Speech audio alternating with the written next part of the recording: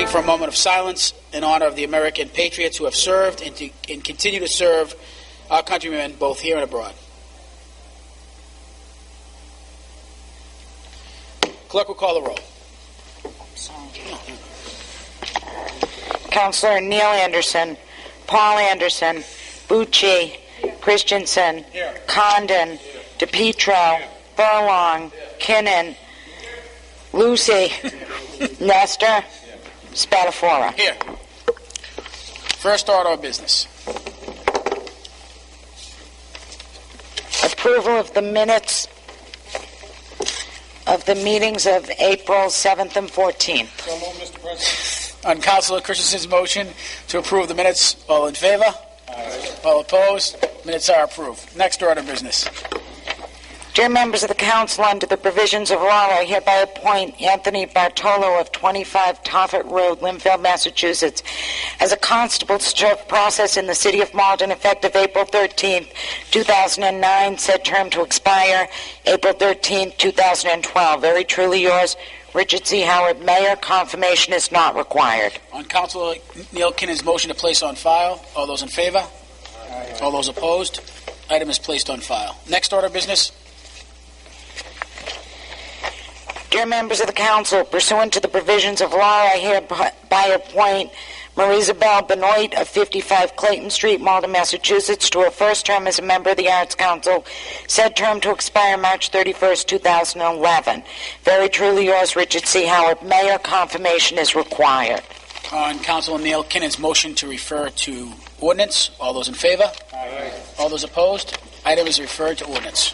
Next order of business. Dear members of the council, pursuant to the provisions of law, I hereby appoint Stacy Gilchrist of 92 Porter Street, Malden, Massachusetts, to her first term as a member of the Arts Council, said term to expire March 31st, 2011. Very truly yours, Richard C. Howard, Mayor. Confirmation is required. On Councilor Neil Kinnan's motion to refer to ordinance, all those in favor? Aye. All those opposed? Item is referred to ordinance. Sorry, Karen. Dear members of the council, under the provisions of law, I hereby reappoint Kevin P. Alkins of 37 Skyline Drive, Malden, Massachusetts, as Inspector of Animals for the City of Malden, said term to expire March 31st, 2010. Very truly yours, Richard C. Howard, Mayor. Confirmation is not required. For those councilors who do not see, Mr. Alkins is in the back of the room, so on Councilor Neil Kinnan's motion to place on file, all those in favor? Aye. All those opposed? Item is placed on file. Congratulations, Mr. Alkins. Application for license to drive a taxi cab, Latoya Grant, 14 Bowden Street, Malden. Derek Marinaccio, 258 Lebanon Street, Malden. Stephen Webb, 65 Medford Street, Malden. Andre Rogers, 123 Bowden Street, Malden. On Councilor Jim Nestor's motion to refer to license, all those in favor? Aye. All those opposed? Item is referred to license. You want to read them all together? If there's no objection from the council, we're going to read all the next petitions at once and then refer them to license. Application for flower sales permit, Boy Scout Troop 605, 493 Main Street for May 9. Application for transfer of a Class 2 dealer's license, AGM Auto Sales, 135 Eastern Ave. Application for renewal of rooming house licenses, Reverend Lawrence French, 98 Laurel Street, Pedro Family Trust, 52 Maple Street, Elaine Brawley, 116 Cedar Street. Application for renewal of pool table licenses, number 9 Ale House, 118 Ferry Street, Town Line 10 Bin, 665 Broadway. Application for renewal of outdoor parking permits, Greer's Auto Body, doing business as Maplewood Motors, 271 Rear Broadway. Malden Industrial LLC, 730 Eastern Ave. Application for renewal of second-hand dealer's licenses, Golden Diamonds, etc., 29 Pleasant Street, Liberty Jewelers, 56 Pleasant Street, GameStop, 44 Broadway, Carl Jewelers, 126 Pleasant Street. Application for renewal of pawnbrokers licenses, Golden Diamonds, etc., 29 Pleasant Street, Liberty Jewelers, 56 Pleasant Street, Carl Jewelers, 126 Pleasant Street. Application for renewal of bowling alley licenses, RFA Malden Incorporated, 11 Charles Street. On Councilor Jim Nestor's motion to refer to license, we have a question. Councilor DePietro. Mr. Chairman, that's Ward 3, Maple Street. Not Ward 2, I think. Oh, I'm sorry. It is Ward 3.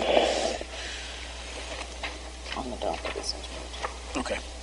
So it's motion to refer to license. Okay. On Councilor Jim Nestor's motion to refer to license, all those in favor? Aye. All those opposed? Items are referred to license. Be it hereby ordained by the Malden City Council that the revised ordinances of 1991 as amended be further amended by adding a new section 9.40 regarding rental unit inspections. Councilor Spatafora. Thank you, Madam Clerk. This is actually something that was brought to my attention from the Director of the Board of Health, and I believe I spoke with Councilor Councilor Kinnon and Councilor Christensen about, and this is a program that the Board of Health Director, Mr. Webb, would like us to at least look at and maybe implement in the coming year. So I'd like to, without anybody's questions, refer that to ordinance. If there's any questions, I'd be more than happy to entertain it. I believe everybody has a copy of this draft, at least, which would be a new ordinance to inspect apartments in the city, which would help us overcome some of the illegal apartments that I think this community has overcome and continue to face. So if there's no any objections or questions, I'd like to refer that to ordinance. Any questions? Okay, on Councilor Neil Kinnon's motion to refer to ordinance, all those in favor? Aye. All those opposed? Item is referred to ordinance. Be hereby ordained that the revised ordinances of 1991 be amended to adopt stormwater management regulations. Councilor Kinnon. On Councilor Kinnon's motion to refer to ordinance, all those in favor? Aye. All those opposed? Item is referred to ordinance. Ordered that the mayor be authorized to file an application for grants under the Housing and Community Development Act of 1974 and the Cranston-Gonzalez Housing Act of 1990. Councilor Lucy. On Councilor Lucy's motion to refer to finance, all those in favor? Aye. All those opposed? Item is referred to finance. Resolved that it is the sense of the City Council that to ensure that residents have access to available off-street parking, the Traffic Commission adopt a regulation prohibiting parking within 5 feet of a driveway. Councilor DePietro. Councilor DePietro for the paper. Councilor DePietro? Thank you very much, Mr. President. I offer this resolve because this is actually on the books already, but there is no provisions on the footage. So people that are trying to park their cars in their driveway and whatnot, some people are like pulling right up, right where the curb cut is, and it doesn't allow residents to come and go freely while they're trying to do the right thing, park in their driveways. So I'd like to refer this to traffic to have them look at it so they can put some sort of a footage. It says 5 feet here, but whatever they would come up with to allow people to swing in and out of their driveways. Thank you, Mr. President. Any questions for Councilor DePietro? I see Councilor Kinnon. Councilor Kinnon. You on? Sorry, Councilor. Yes, thank you, Mr. President. I think Councilor DePietro's idea is a great idea. I've encountered it myself on a number of occasions. I'm just wondering, should this go to ordinance just to make it an ordinance as, for instance, parking 20 feet from the corner is an ordinance today.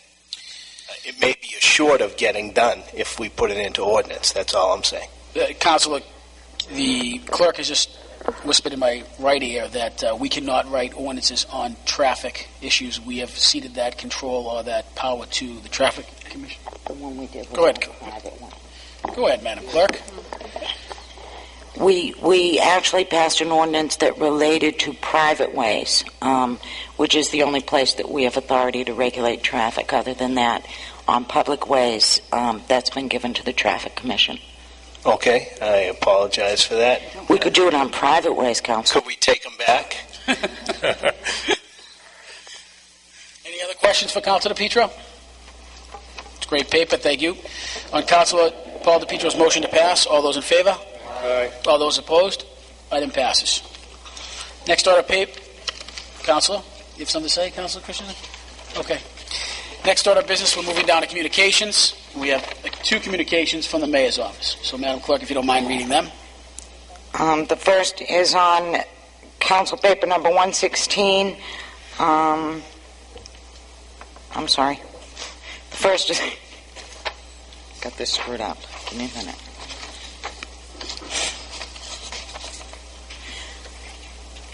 The first is on Council Paper 116, which relates to an ordinance regarding the authority of the mayor to negotiate contracts.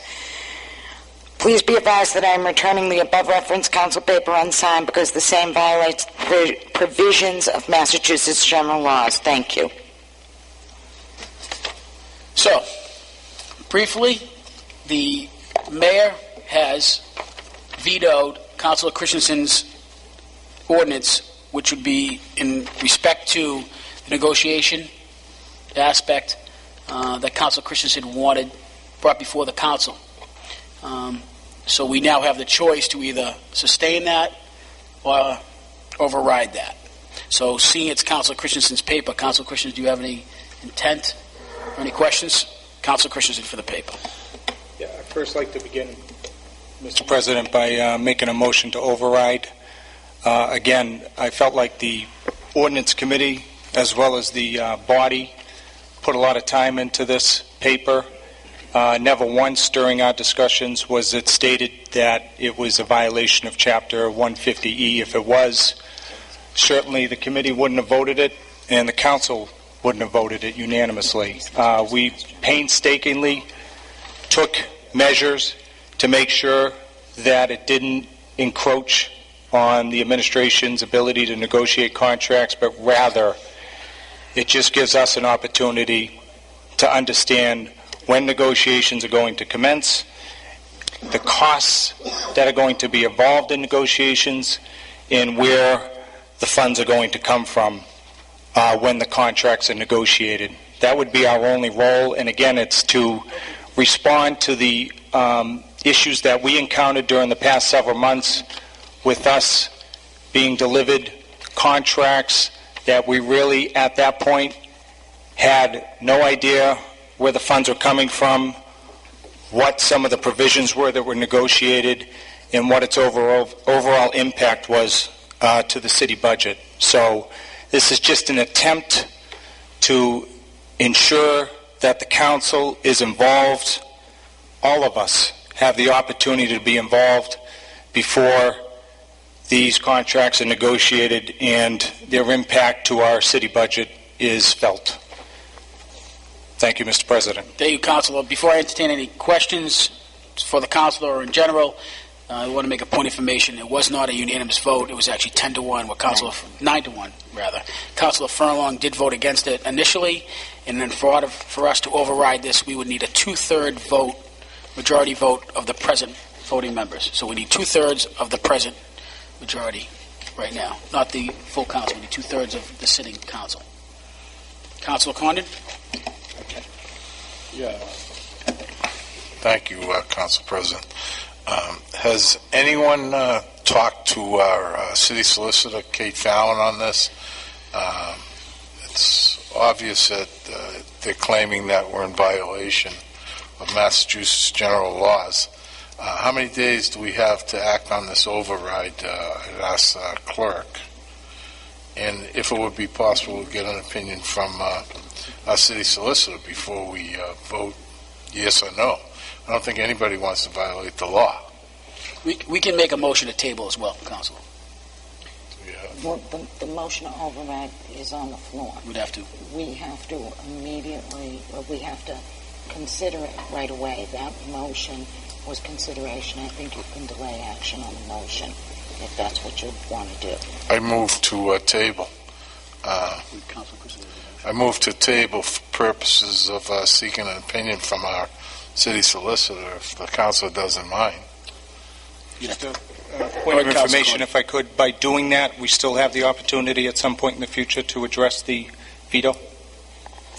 Yes, you will need to. I would assume that you're making a motion to table until the next meeting, at which point we will have the issue Councilor Condon's concerned about clarified, and we'll vote on your motion to override.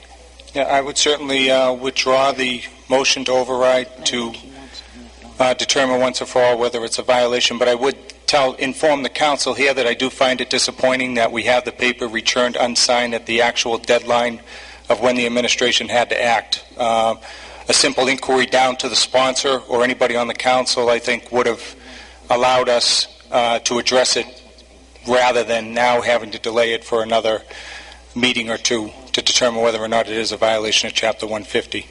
Thank you, Mr. President. Again, I withdraw the motion to override. So Councilor Christensen, I just got some clarification from the clerk. The motion to override is what you would table. Okay. Correct. Yes. So is that correct? Thank you, Mr. You President. want to make a motion to table the override, correct? He's made it. Correct. You second it? Follow on, Councilor Condon? Oh, I would just ask that if it doesn't come back in favor of the sponsor of the paper, we'd still have the option of changing that from an order to a resolve? The council? Yes. Okay. So, on Councilor Christensen's motion to override, and a motion to table by Councilor Condon, seconded by Councilor Anderson. All those in favor? Aye. All those opposed? No. So what the record shows, 9-1. 9-1. Next order of business, similar story. This is on paper number 121, where the council resolved that the city should resume quarterly water billing. Please be advised that I am returning the above referenced council paper unsigned. Paper number 121 was resolved that we asked the mayor we've asked to reconsider going from monthly billing on the water bill to quarterly, and I believe the thought process behind that was because of the cost of the actual mailing of that bill rather than anything else. But I will have the finance chair speak on that, who had several meetings with regards to the billing cycle. Councilor Lucy for the Finance Committee. Thank you, Mr. President. Just to kind of rehash what was said in the when we had this the finance meeting on it, it actually came out 4-1. I voted to keep the monthly bills as is. I brought it out onto the floor because we had taken up in committee, so it should come out here. I'm still okay with the monthly bills. If someone else wants to speak on it or put it to another vote, the way I understood it, though, besides thinking it's okay to stay monthly, is that I don't remember that we had changed it from a vote from the council to go from quarterly to monthly. So, at the time, if we didn't change that, I don't know. I think it was just more a recommendation from us. But if anyone else wants to speak on it, I'd welcome anyone else's input. Thank you, Councilor Lucy. And for everybody, I only received notice that these were being vetoed probably 15 minutes before 5 o'clock, so 4:45, so I didn't get a chance to speak to the mayor. And if there's any questions, too, I know Mr. Vaca is here in the audience, if we have any questions about how the process maybe started, how we are now, etc. So I do have 3 lights, and I'm going to go from Councilor Kinnon all the way down. Councilor Kinnon? Thank you again, Mr. President. I'm actually glad I could be here for this, as I would have voted against this the first time around. Having been I believe the only member who sat on the DPW Commission and saw residents come in with 3-month water bills in the past, I can tell you that until you get a water bill that is $3,000 yourself, and having not been notified of a leak, it is an extremely excruciating thing to be sitting there on the other side of the table. We went to this monthly water bill, and that was one of the big promises when we went to the new meters, that we would go to monthly so that residents would be notified very quickly that indeed their water, they had leaks, and I understand that the intention was we would come up with some other mechanism to give residents that ability now. But until somebody can show me that that's already been done, I would say I'm a doubting Thomas sitting over here, as I'm holding in my hand 3 bills right now that have billing cycles that are over 30 days long. And when you go into a billing cycle that's over 30 days long, you ordinarily get bumped into the next bracket to pay, which is 80% higher than the previous bracket. So those folks, and I'm sure, and I intend on doing a self-audit here, those folks in this community who have been getting billed, and we thought we corrected this situation in October, but I think, Councilor Lucy, you may have encountered this as well. But we see bills that are 33, 34 days long. I've heard 37 days long. It is a large difference in your monthly water bill based upon that fact, instead of getting billed 30 days.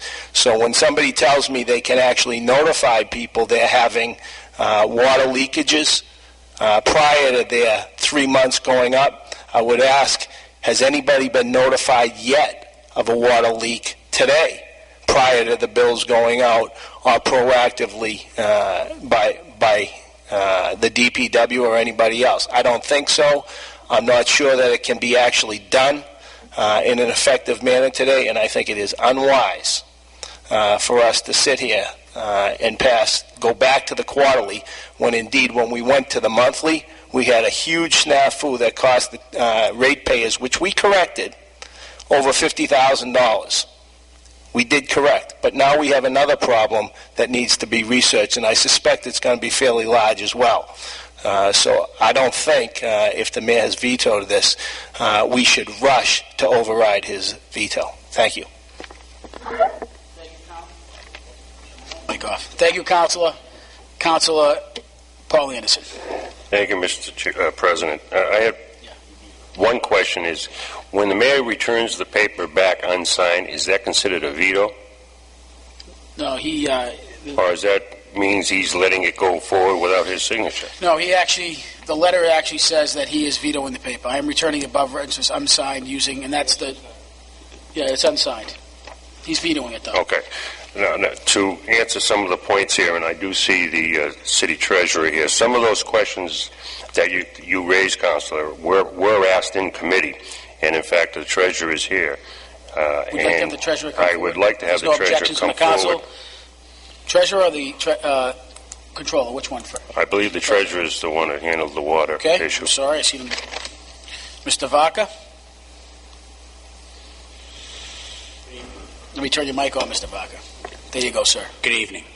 Thank you. You've heard the concerns of the council, and I know we did address that in committee, so if you would, to the full committee, explain the questions that were asked of you in committee about how we're going to mitigate the problems that the council alludes to, and also why the request was made initially to go from back to the quarter. Well, the request was made initially strictly for monetary reasons. It costs us approximately $7,000 a month to generate the water bills. Looking at and listening to the complaints of the majority of the citizens, they were complaining that they did not like the monthly bill. They would prefer to pay quarterly. In this time that we are trying to cut back on lots of expenses, we had determined, or I had determined and made the suggestion to the mayor that we could do just as an effective job sending bills out quarterly as we could monthly. The night that I presented this to the mayor, he asked me to come down to the council and get your feeling on it, which is what we did. We discussed it for 2 separate weeks. I think it's a $56,000 savings. When I presented the paper to the council, I told him that the only drawback that I could think of was that people would not be notified on a monthly basis on their bill whether or not there was a leak. I also had mentioned to the council that we could certainly afford to have the city read every month, and rather than send out an actual bill, just send out a postcard or some kind of notification to those residents who have a leak. Not the entire city, not every resident there, but just the ones that have a leak. It's a lot cheaper to mail postcards, and we could certainly get the message across on a monthly basis. Committee, I think, with the exception of Councilor Lucy, agreed that this was probably a decent idea. Everybody thought that it would save one police officer maybe, or whatever else we felt was necessary, and we could, again, not put the city in jeopardy. As I stated to you a number of months ago, as a matter of fact, it was just about a year ago when I was up here explaining the process, that going to a monthly water bill had nothing to do with helping the city. This was strictly done with the residents in mind, because a few of the councilors in the past had felt that monthly water bills would be better than quarterly water bills. Unfortunately, I think there's been a couple of the councilors who have done a rather informal study of the people in their ward, and I think, from what I've heard, it's been overwhelming that people have said they prefer to go with the quarterly bill. I was just looking to save money. Personally, I don't have a problem either way, but I know we could save a lot of money, and I know we could probably meet everybody's objective of notifying people on a monthly basis. And I also think that it would be good for the city overall to allow us to complete and review a lot of the reports that are available to us that we just don't have the time to do today. Thank you, Mr. Vaca. You still have the floor, Councilor. Thank you. And those were the highlights that swayed me to support it, because that was one of the questions that I did raise at that meeting, knowing that what these other councilors had to go through at the time when it went from the quarter to the monthly, and having heard from many of the residents who got $800 and $1,000 bills for 1 month and 40-day service. You can assure this council at this point that the people who have leaks would get a monthly notification, and that you would save, in addition to an additional $50,000 in the billing process at the same time. I think it's one of the reasons I definitely support it and would vote to override at this point, unless there's some other issue here from the council that I hear that is negative that we can't overcome. Thank you, Mr. President. Thank you, Councilor Anderson. Mr. Vaca, you have any response? Councilor Christensen. Just one more time, Mr. President. It would have been helpful if, the mayor had sent down a statement as to where he thought the paper went awry, but I don't think there was any statement as to what he thought the problem was with the paper. But be that as it may, Councilor Lucy's question about, I thought it was an actual vote. I thought someone in the committee had asked what the proper usage was. Was it an order? Was it a resolve? And I think we had felt that a resolve would effectuate the change from monthly to quarterly, is my recollection. Hear what the rest of the body says, but I thought when we had sent it up, and if the mayor had signed it, it would have come July 1st, put us back on a quarterly billing. But the primary reason that I voted for it, despite the numbers of the savings, was, I had asked some people in the ward, some active people that are really opinionated about what goes on, and it was like 22 to 3 within a week's time. I hadn't done anything after that week, but the early indications were, and they put some thought into it. This wasn't yes or no. They gave me some statements as to why they thought going back to quarterly would make sense, besides the cost savings. So that in itself was the primary reason I voted for it, Mr. President, plus the fact that during the Efficiency Committee meetings, the chairman of the committee, Paul Anderson, had asked you and some other folks that had been gathered whether or not, with cutbacks coming, might it be more efficient to go to a quarterly billing cycle. So, however, I will say, to close out my remarks, that we're counting on you and your department to be able to use those months in between if the vote is upheld or overridden, that you'll be able to detect leaks, you'll be able to do more data analysis with the 3 months, and hopefully, the system will all come together to work for the betterment of the community. Thank you, Mr. President. Thank you, Councilor Christensen. Councilor DePietro. Thank you, Council President. I as well will echo some of the previous speakers. The main thing is $50,000 is a lot of money.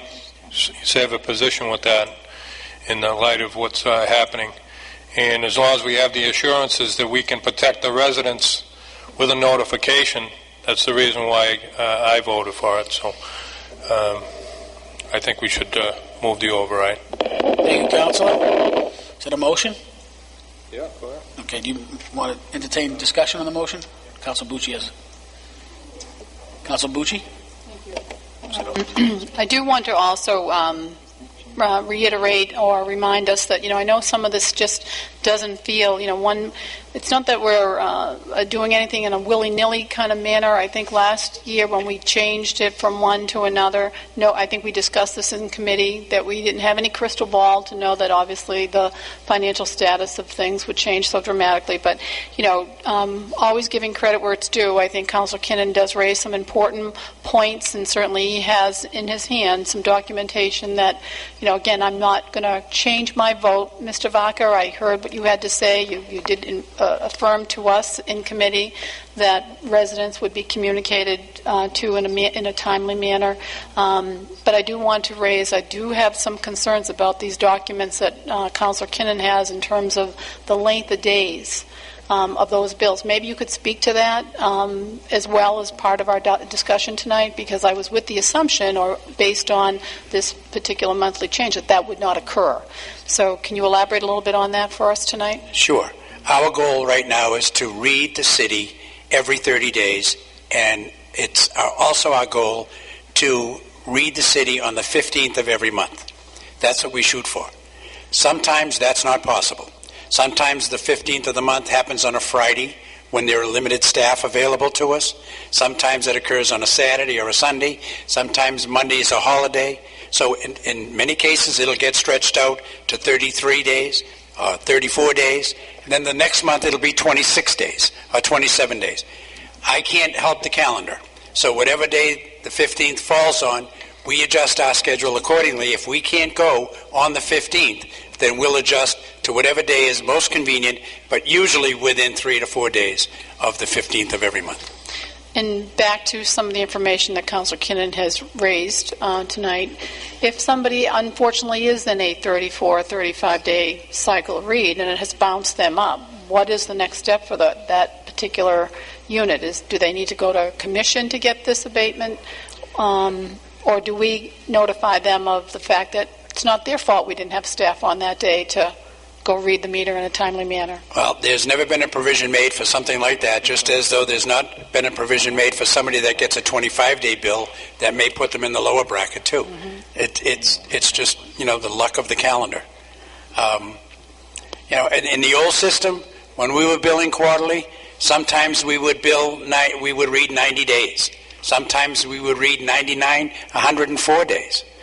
So there was never anything that was firm and set.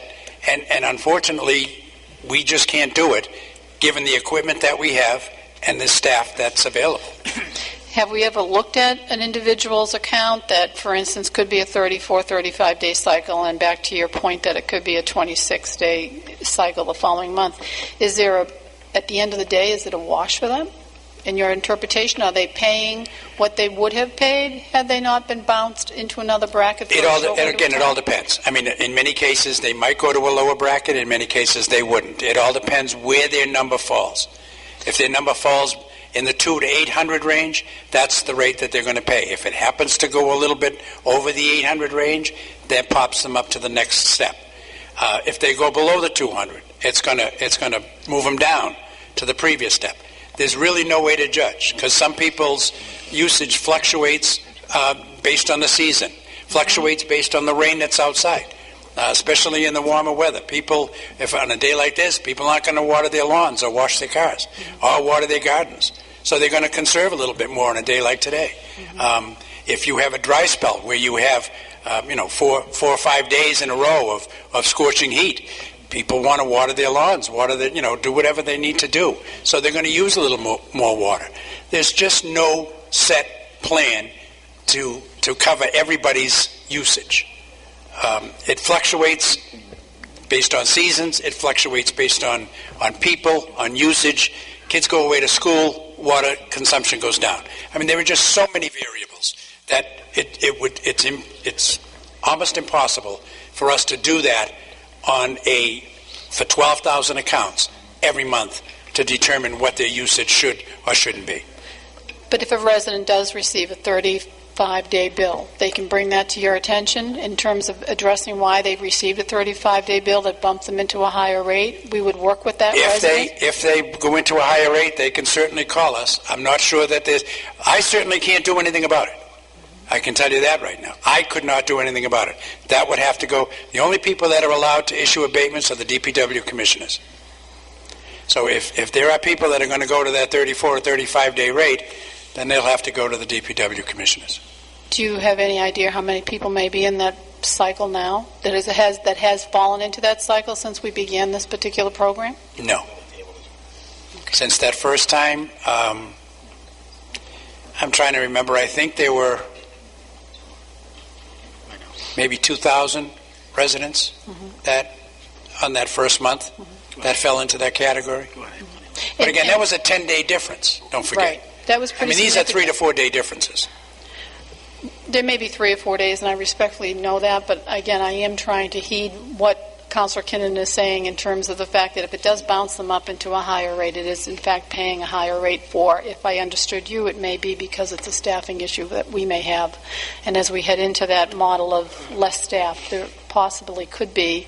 I think part of this change also was the fact that we were changing and reducing a meter reader. Is that correct? Because that hasn't been determined, and that's not mine. But that's a possibility? Well, anything's a possibility, Council. So if we're down to 1 meter reader, and at the time that we're going to roll out having folks if we're down to 1 meter reader, hypothetically, then it's potentially more of a frequent occurrence that maybe that individual may not be available to have read in a period of time that ultimately could yield higher bills for folks? Again, most of it is the calendar. I do want to say, though, for the record, that I certainly supported it during committee, and I'm not changing my support on that because I think that we certainly have asked folks to start identifying some savings. And back to what Councilor Anderson and others have said in terms of this particular change, it does yield some savings for us overall as we head into the next fiscal year. But I will echo, as well as others have, that it's important how we really communicate that out with the residents, and more importantly, how we follow up with those residents in terms of leaks or other things that we certainly have the capability of doing now. So, I do know, Mr. Vaca, that you certainly mean what you say, and certainly, hopefully, we won't be back here having to have discussions related to what is occurring, because I personally have not received a Ward 8. I have not received any communications from folks, and yet I've just recently held a resident meeting and we talked about this, and they were more in their comments that I had with about the 70 people that were at Linden School that night was that they saw this as a potential savings that we should exercise. So that being said, I won't belabor my comments any longer. I do think it's a good change. Thank you, Councilor. Councilor, we have a couple more lights, so bear with me. Councilor Lucy. Just a quick thought, Mr. President. As I'm listening to the arguments go back and forth, the one thing we probably didn't do, and we probably should have, is invited someone from the DPW Commission to come down and give us their take on it. See, they're the ones that deal with the bills and the abatements and that sort of thing, and probably missed the boat on that one to get a clear picture on exactly what all this means. But again, I voted for the monthly bill in committee, and I plan on sticking to that now. Personally, at a personal level, I prefer the quarterly, but I know there's folks out there that do prefer the monthly, so I am going to stick to that. Thank you. Thank you, Councilor Lucy. Councilor Condon. Thank you, Mr. President. I appreciate what Councilor Kinnan has raised, and what basically changed my mind was the fact that we could notify the people of the leak on a monthly basis. But my concern is that the way we notify them, the printing is so small. I didn't catch it for 3 or 4 months, and I did have a leak, to be honest with you. But the printing, it's like on the crease, and you can hardly read it. It's such a minor thing, and I think we have to correct that, because I didn't catch it, and I examined my bill pretty good. What changed my mind, Frank, was the fact that you were going to read every month, and the people that should be notified. But if we're going to go back to quarterly billing, I don't see why, if we can read the entire city in 4 hours, I don't see why our reads should run any more than 88 to 92 days. If our reads are going to run 99 to 100,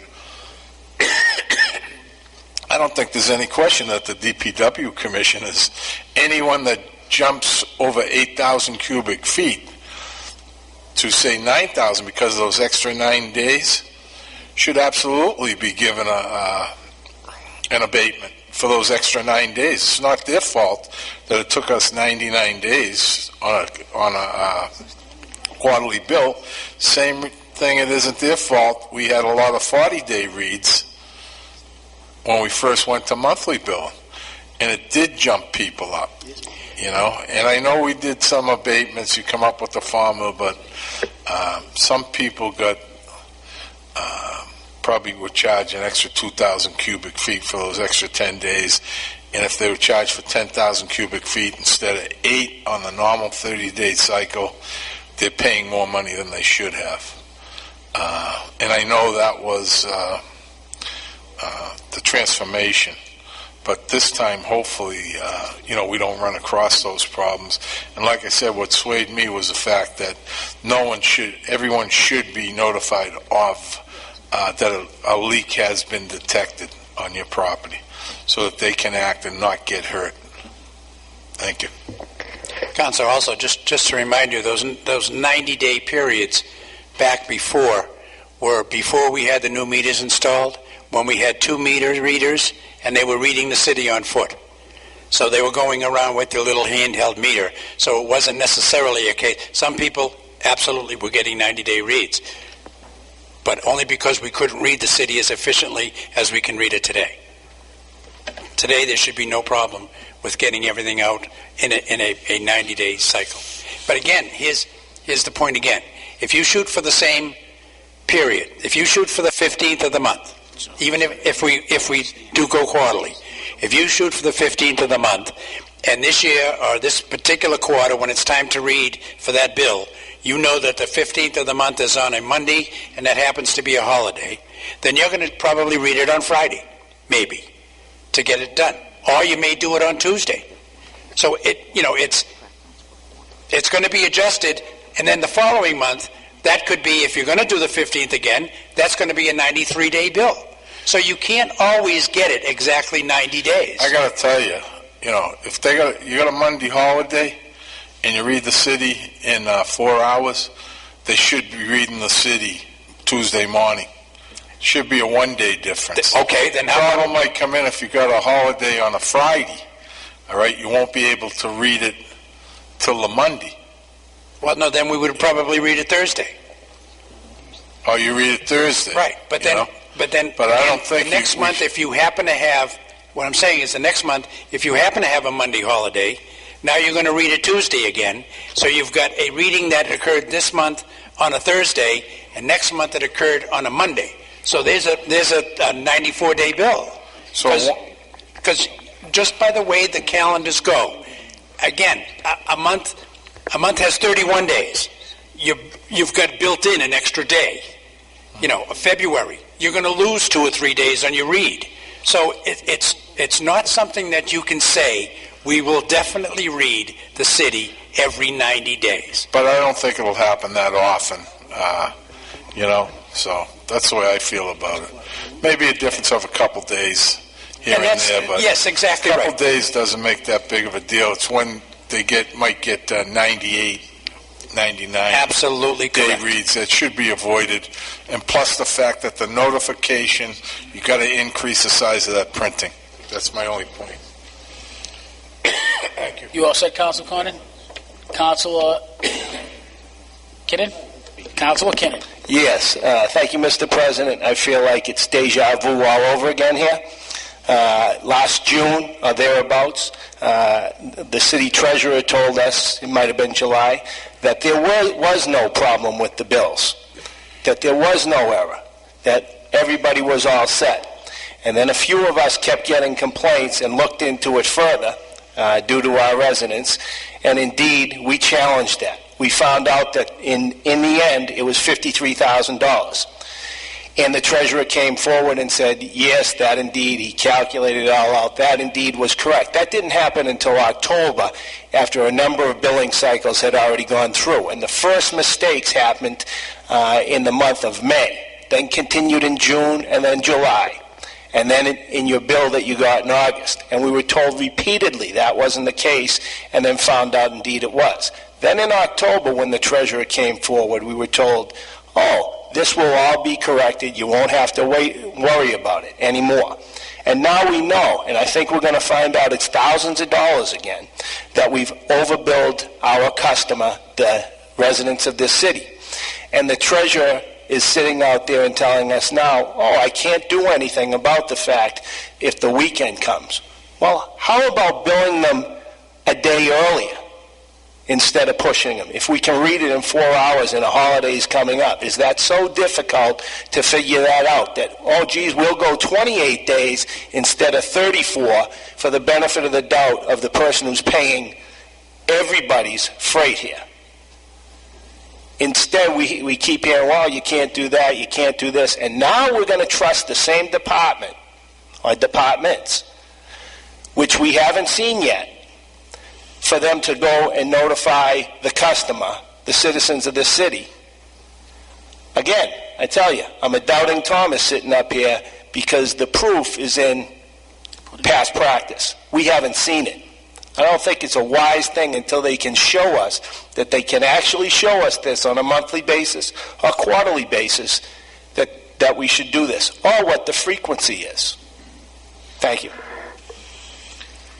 Any questions? There is a motion on the table, and I want to remind the council that this is a resolve, so it's an opinion. So even if we were to override this with the mayor, doesn't mean he has to go to quarterly. He can still stay at monthly. It's a resolve. So by the motion stating the override, we confirm our own opinion that we think it should go to quarterly billing rather than monthly as it is. So did every council understand that? It's a resolve that we sent up to the mayor's office. If we override it, we disagree with the mayor, we're sustaining our own opinion saying we should go to quarterly. The other way is if we sustain it, we agree with the mayor and we basically say we were wrong, you were right, we're going to stay at monthly. But in the end, the mayor can still stay at monthly billing because it's a resolve, it's not an ordinance. Any questions? So, Councilor DePietro, you have a motion to override, correct? Okay, do I have a second on Councilor DePietro's motion to override? Councilor Condon, you want to do a roll call? We have to do it. We have to do a roll call. Clerk will call the roll. So on Council, I'll say it again. Councilor DePietro's motion to override, seconded by Councilor Condon. Clerk will call the roll. Do you want to do a yes vote one? Excuse me? Do you have to do a yes vote one and no vote one? Does everybody know what a yes vote and no vote would? Correct. Yes means to agree with the override, no against the override. A yes vote would agree with the override, the motion of the override. A no vote would be not agree with the override. Clerk will call the roll. Councilor Anderson. Bucci. Christensen. Yes. Condon. Yes. DePietro. Yes. Furlong. Kinnon. Lucy. Nestor. Spatafora. No. 2, 4, 6, 7. It is not overwritten. Doesn't override. 2/3 of the present members. What's the vote, Clerk? 7 yes, 3 no. Doesn't override. So sustains. Councilor Anderson, for a point of information. 2/3 of 10 is how many? 7. Oh, yes, I'm sorry. Sorry, my math is not what it used to be. Thank you. Thank you, Councilor. So it overrides? It overrides. Yeah. Thank you, Councilor. Thank you, Madam Clerk.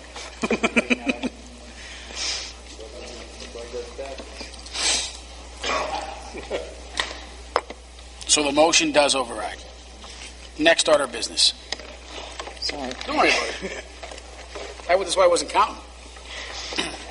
The claims of Brandon Russo, 52 Westover Street, Everett, Ramundo Mendez, 138 Cherry Street, Malden, Charlene Brennan, 494 Ferry Street, Everett, Jennifer McDowell, 443 Main Dunstable Road, Nashua, New Hampshire. On Councilor, there's claims, right? On Councilor Greg Lucy's motion to refer to Finance, all those in favor? All those opposed? Items are referred to Finance. The Standing Committee on License, Tillman's referred paper number 106C, series of 2009, having considered the same, make the following report. Application for Class 2 dealer's license, Casaro Motors, LLC, 160 Eastern Ave. Committee recommends that this license be granted. Councilor Nestor for the committee.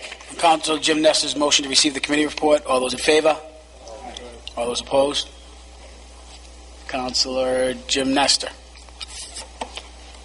Could you refresh my memory on this one? I missed last week's meeting due to a personal matter. Councilor Furlong. Thank you, Mr. President. There was a question about this license at one point in time that we have. Actually, we're trying to find out who the owner was. The police went down there, and also some of the compliance officers. Last week we brought the owner in and the person that's running the establishment for him, and everything went well. It was a 4-0 vote, and it was actually Councilor Anderson's ward, and he was also voting favorably on the paper. So I would ask that we pass this paper. Thank you. Thank you, Councilor Furlong. And for those that don't understand, Councilor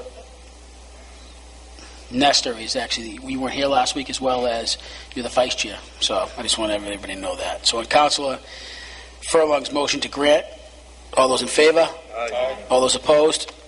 License is granted. Docket is clear. The docket is clear. Personal privilege. Moving from my right, Councilor Bucci. Thank you, Mr. President. I just, again, until this event takes place, I'm going to just take every public little moment to plug it. The Master Planning Public Forum is next Thursday, April 30th. Again, it's the next steps in the Malden Vision. Come participate in scenario planning exercises regarding housing development in Malden. I think we've met with the folks from MAPC this evening. It looks like there will be a decent turnout, and we'll be doing some surveying live, looking at the data results that evening. So I hope folks can get online and sign up, RSVP at www.mapc.org/RSVP Malden. So please come next Thursday. Thanks.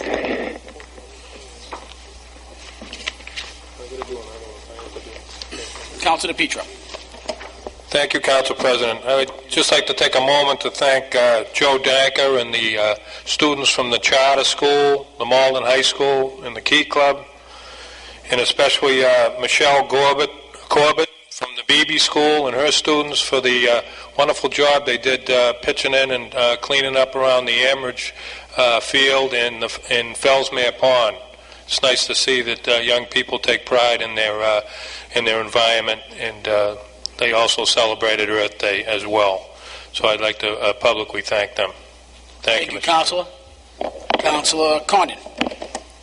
Thank you, Mr. President. I would also like to recognize the charter school and the BB school for their work at Deva Park and McDonald Stadium in recognition of Earth Day. So I thank both schools.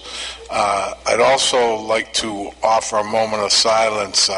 Former Ward 4 Councilor William Coleman lost his mother this past week, so at this time I'd offer a moment of silence.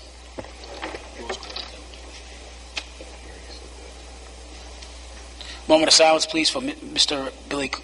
What was the first name? I'm sorry. Billy Coleman's mother, Ann Rose Gordon.